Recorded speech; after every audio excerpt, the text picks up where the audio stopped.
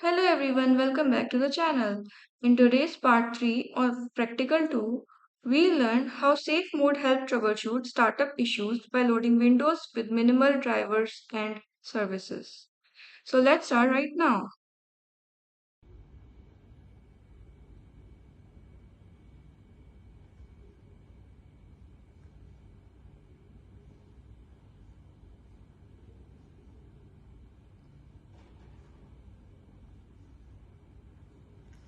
Startup Settings provides advanced boot configuration options. From here, Windows can start in safe mode using only essential drivers and services. Now Windows is restarting into safe mode.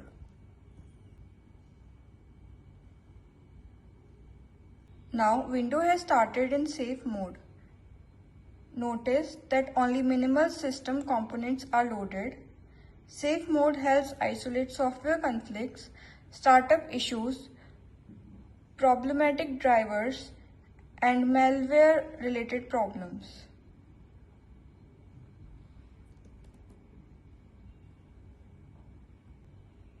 In safe mode, administrators often investigate device drivers because faulty or corrupted drivers can prevent Windows from booting properly.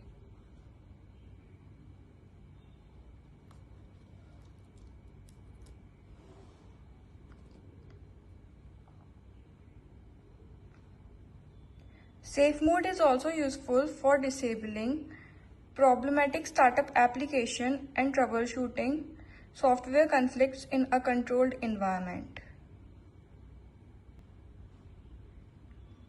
After troubleshooting is completed, the system can be restarted normally to return to standard Windows operation.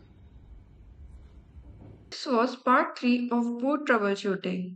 We learned how safe mode works and how it helps troubleshoot startup related problems safely. In the final part, we'll explore startup repair and additional Windows recovery tools. Thank you for watching.